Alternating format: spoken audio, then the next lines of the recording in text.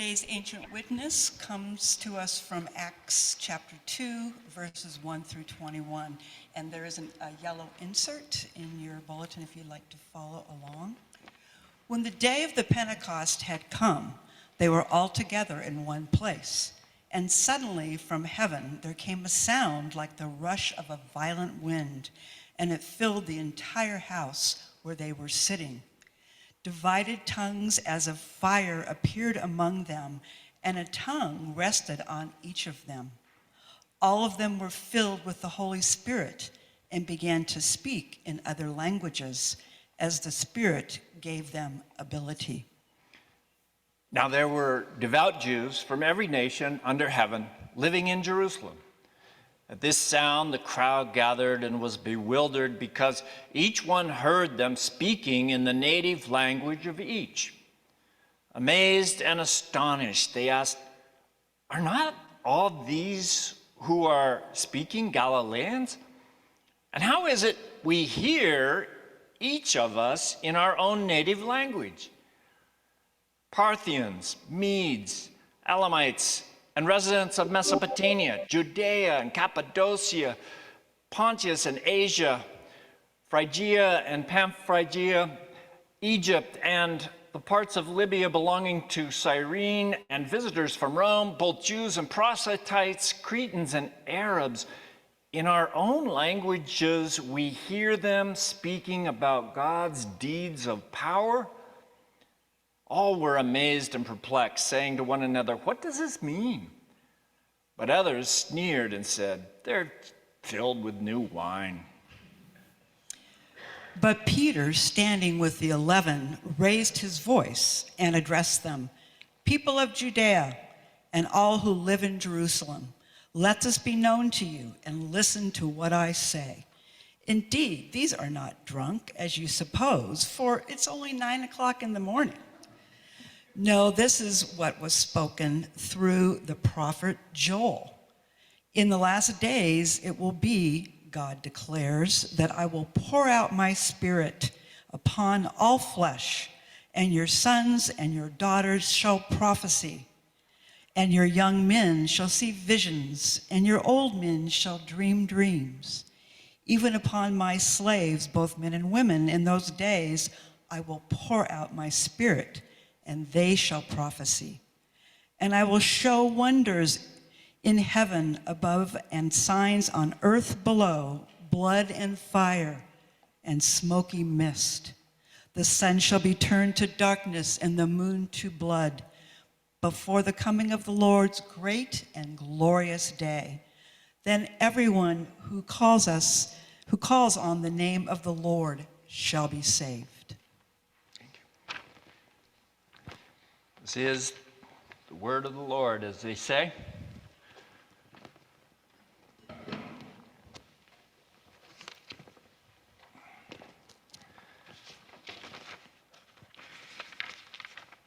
Every year we, in most churches, recite this story from the book of Acts. There are multiple stories throughout this book told by, it's actually, some of you may know, some may not, it is the second edition. First edition was written by the Gospel of Luke by someone named Luke, and then his second volume was the book of Acts of the Apostles. And throughout this, the chapters of this book, there are all these incidences of where the Holy Spirit breaks in and does these crazy, amazing things. And if you're like me, ever since I was a young child and I heard of these stories, I was like, yeah, that's cool, but I don't have that experience. I don't know what that is. It is as if we speak of the Holy Spirit as if it were tangible thing like a chair or a building or something, and it's not. And we don't get that drama. And yet, I think all of us say there is a spirit that we carry. The Spirit of God, somehow, this mystery, is a part of what we carry with us out into the world, regardless of what we believe or don't believe. It's just that we in the church want to dial into that, want to channel that, want to raise that up, want to be in touch with that, want to be animated, if you will, in new ways, inspired by this Holy Spirit. In fact, the word inspired, right? Inspired is to be filled with Spirit, to be inspired. So, as a way of sort of pushing the boundaries this morning, we're going to do some different things, some new things for these next 15 minutes or so. Maybe things that will be like, I don't know, man. But look, nobody's going to die here, so our egos might die a little, but that's okay. I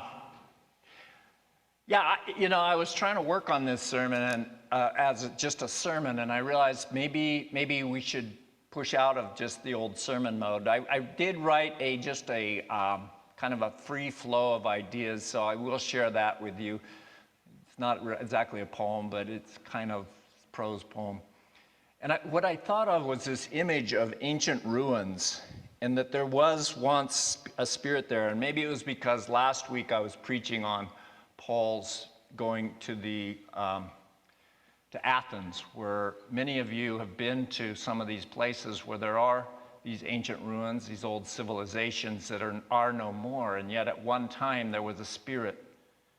There was a spirit there. And what do these ancient ruins tell us?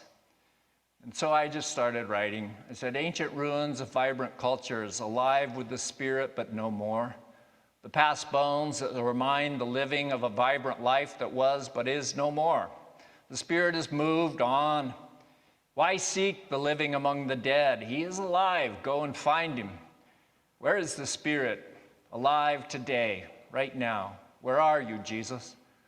Walking around the ruins of Ephesus or Corinth or Athens or Rome or Sicily or the Egyptian pyramids or Mesopotamia or the Mayan ruins, dry bones now bearing witness to once vibrant times. Those old bones still speak as ghosts of the past.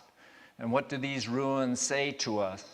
You stand upon our shoulders, perhaps, and someday others will stand upon yours, but our time is past.